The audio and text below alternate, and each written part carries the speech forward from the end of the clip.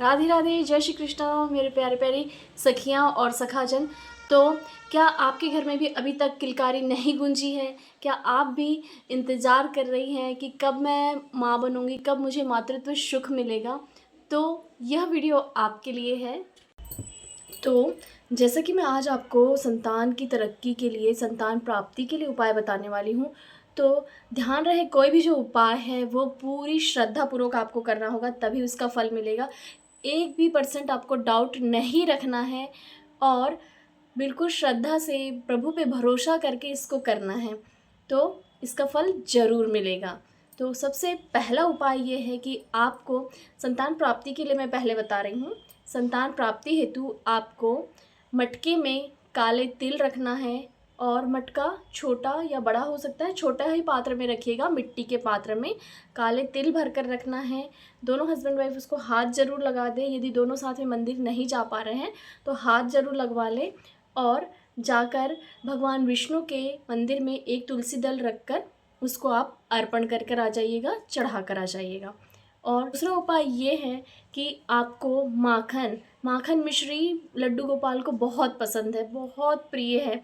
तो किसी भी मंदिर में जाकर माखन मिश्री आप लेकर जाइए, उस पर भी तुलसी दल ज़रूर रखना है, भगवान को अति प्रिय होता है। ये एकादशी वाले दिन, पुत्रदा एकादशी वाले ये दिन आप इस उपाय को पूरी श्रद्धा से कर कर देखिएगा, निश्चित ही इसका फल आपको मिलेगा। और माखन मिश्री के ऊपर आपको तुलसी दल रखकर भगवान विष्णु को लड्डू गोपाल स्वरूप जो हैं उनको आपको अर्पण कर कर आना है, उनको ये भोग लगा कर आना है और देखना वो इतने प्रसन्न हो जाएंगे ना, आप और अपनी मनोकामना वहाँ बोल कर आ जाइएगा। और तीसरा ये है कि यदि आपके घर अभी तक लड्डू गोपाल नहीं है तो सेवा के लिए आप लड्डू गोपाल जी घर लेकर आइएगा और उनकी सेवा जैसे बालक की करते हैं ऐसे ही करना आप चालू करिएगा। देखना आपको बहुत ही जल्द आपके घर भी कान्हा जी जैसा ही एक लल्ला ज़रूर आएगा, राधा रानी जैसी बिटिया ज़रूर आएगी। तो ये हुई संतान प्राप्ति हेतु उपाय। और गोपाल सहस्त्र नाम का नित्य प्रति पाठ करना है, गोपाल सहस्त्र नाम चलाना है, ये आपके लिए बहुत ज़्यादा फलदायी होगा। और ओम क्लीम कृष्णाय नमः, ओम क्लीम कृष्णाय नमः इस मंत्र का जाप करना है। तो ये बहुत सरल उपाय है जो कि संतान प्राप्ति हेतु आप दोनों को मिलकर करना होगा। और अब बात आती है कि संतान की तरक्की हेतु हम लोग ऐसा क्या करें। चूँकि पुत्रदा एकादशी हर दिन का एक विशेष महत्व होता है, हर दिन का एक अलग उस दिन की महत्वता होती है। जैसे कि हम लोग मंगला गौरी व्रत करते हैं और भी जो व्रत है, हरतालिका तीज है, तो ये हम लोग पति की लंबी आयु के लिए करते हैं। लेकिन पुत्रदा एकादशी का जो व्रत है, हर एकादशी का भी अलग अलग महत्व होता है। पुत्रदा एकादशी जो है स्पेशल आपको आपकी संतान की तरक्की हेतु, आपकी संतान के उज्जवल भविष्य की कामना हेतु आप जो भी मनोकामना उसके भविष्य को लेकर रखती हैं वो आपकी पूर्ण होती है यदि आप सच्चे मन से भगवान विष्णु का पूजन अर्चन करती हैं, उन्हें तुलसीदार अर्पण करती हैं। और अपने बच्चों से भी आप नित्य प्रति, सबसे पहला उपाय मैं ये बताती हूँ, जब वो स्कूल के लिए निकले या कॉलेज के लिए निकले तो चींटियों के लिए जो पंजरी होती है ना वो बना कर रख लीजिएगा। आटा और शक्कर मिलाकर भूंज कर आप एक डब्बे में भर कर रख दीजिएगा।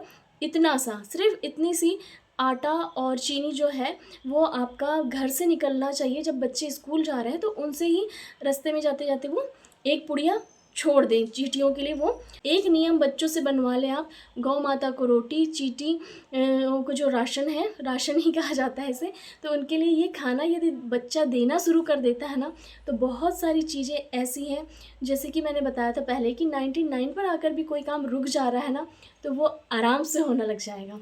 और अब जो आती है वो बारी आती है कि जो थोड़े बड़े बच्चे हैं जो कि टीन एज में हैं, कहना नहीं मानते हैं, चिड़चिड़े स्वभाव के हो गए हैं, माताएं कह कह कर थक जाती हैं, कोई लोग खाना भी नहीं खाते हैं, मोबाइल की बहुत ज़्यादा लत लगी है, तो उनको आप आगे रह के नहीं टोकेंगे।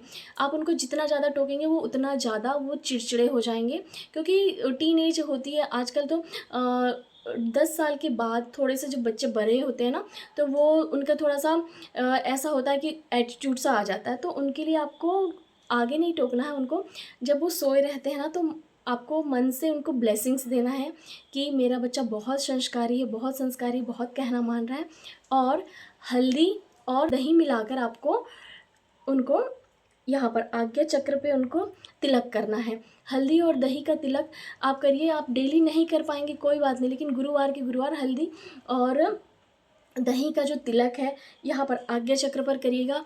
और नित्य प्रति यदि आपके पास ब्रजरज है तो ये बहुत अच्छा है। यदि ब्रजरज है, ब्रजरज को भी आप चंदन में टीका में मिलाकर ब्रजरज को यहाँ आज्ञा चक्र पे और यहाँ पर जहाँ पर शिखा होती है वहाँ इतना सा भी यदि आप ब्रजरज रख देते हैं ना, तो बच्चे की बुद्धि शुद्ध होती है, गलत संगत में वो बच्चा कभी नहीं पड़ेगा। और आप इसका लाभ देखिएगा। आप अलग से ही अगर नहीं है आपके पास तो आप ऑनलाइन भी मंगा सकते हैं, ब्रजर ऑनलाइन भी अवेलेबल है। तो ये चीज़ कर कर देखिएगा। और बच्चों से महादेव जी को जल चढ़वाइएगा। यदि आपके साथ बैठकर पूजा कर पाते हैं तो बहुत अच्छी बात है, लेकिन यदि कहना ही नहीं मान रहे हैं तो ये वाला जो उपाय है जो मैंने बताया दही और हल्दी वाला, हल्दी का तिलक बहुत ज़रूरी है। आगे का उपाय जानने से पहले जितनी भी माताएं मुझे सुन रही हैं वो फटाफट से कमेंट में लिखेंगे कि मेरे बच्चे परमात्मा की सुरक्षा के घेरे में हैं या फिर मेरे बच्चे परमात्मा के सानिध्य में हैं। कमेंट में ज़रूर लिखिएगा। और आगे का जो उपाय है वो ये है कि पुत्रदा एकादशी वाले दिन आप अपने बच्चे के हाथ से कुछ दान कराएं या फिर आप खुद ही बच्चे के लिए कुछ दान करें। कुछ मतलब कि किसी बच्चे जो बाहर रोड साइड जो बच्चे हैं उनके लिए आप कुछ वस्त्र दें, चप्पल दें, या फिर उनको पढ़ाई लिखाई की जो कॉपी पुस्तक है, वस्तुएं हैं वो आप दे सकती हैं। और प्रभु से प्रार्थना करेंगे कि जैसे कि प्रभु मैं अपने संतान की लंबी उम्र के लिए, उसके अच्छे स्वास्थ्य के लिए, उसके अच्छे उज्जवल भविष्य के लिए मैं ये दान कर रही हूँ, मैं ये किसी बच्चे के चेहरे पर खुशियाँ ला रही हूँ। तो ऐसे ही खुशी हमेशा मेरे बच्चे के जीवन में बनी रहे, उसका भविष्य उज्जवल हो, उसके ऊपर आपकी कृपा हमेशा बरसती रहे, उसका जो संगत है, उसकी जो आदतें हैं वो हमेशा सात्विक रहें। सबसे मेन बात होती है ना कि बच्चे का संग, हम लोग 10-11 साल तक तो हम अपना जो है कंट्रोल में बच्चे रहते हैं, लेकिन उसके बाद ही होता है कि भाई बच्चा अपने मन से अपने दोस्त चुनता है। तो जो उनके दोस्त कैसे हैं, उनकी संगति कैसी है, ये बहुत ज़्यादा मैटर करती है। तो उनको ध्यान रखिएगा कि उनके दोस्त अच्छे हों, उनकी सहेलियाँ अच्छी हों, उनका फ्रेंड सर्कल बहुत अच्छा होना ज़रूरी है। तो आप कितना भी अपने घर का माहौल सकारात्मक बनाएं, लेकिन यदि एक भी दोस्त इस तरह का है ना तो फिर बहुत मुश्किल होता है। इसीलिए बच्चों से हमेशा ज़्यादा से ज़्यादा बात करें, उनकी बातें सुने, पहले ही ना टोकें। सबसे पहली बात तो ये है कि माँ बाप क्या करते हैं ना, पहले ही टोक देते हैं, तो बिल्कुल ना टोकें। उनकी सारी गलतियाँ जो भी बता रहे हैं ना वो उनको ध्यान से सुनिए। उसके बाद धीरे से उनको समझाना होता है कि नहीं बेटा ये चीज़ ऐसे नहीं ऐसे हैं, आपको अपनी तरीके से उसको फिर हैंडल करना है। यदि हम लोग पहले ही टोक देते हैं ना तो बच्चा आगे रह के फिर कोई बात बताता ही नहीं है। तो इस बात का ज़रूर ध्यान रखना है कि हमें अपने बच्चों के दोस्त बनकर रहना है। वो पहले का समय नहीं है जब हमारे माँ बाप ने डांट दिया या फिर 2 थप्पड़ लगा दिए और हम चुपचाप रोते रोते सो गए। आज के बच्चे जो है ना बगावत कर देते हैं, तो उनको उनकी तरह से हमें हैंडल करना होता है। तो संतान की प्राप्ति वाले जो उपाय भी मैंने बताए, उज्जवल भविष्य के लिए भी आपको उपाय बताए हैं।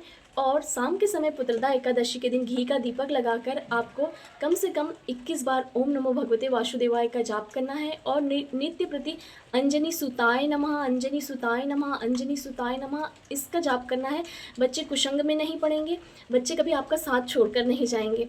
तो उम्मीद करती हूँ कि आज की यह वीडियो आप लोग को बहुत पसंद आई होगी। और एक बार ओम नमो भगवते वासुदेवाय जरूर लिख देना। गोपाल सहस्त्र नाम का पाठ आपको ज़रूर करना है इस दिन। और यदि थोड़ी सी भी ये वीडियो पसंद आई होगी तो अपनी इस बहन को सब्सक्राइब करिएगा, सपोर्ट ज़रूर करिएगा। राधे राधे, जय श्री कृष्णा।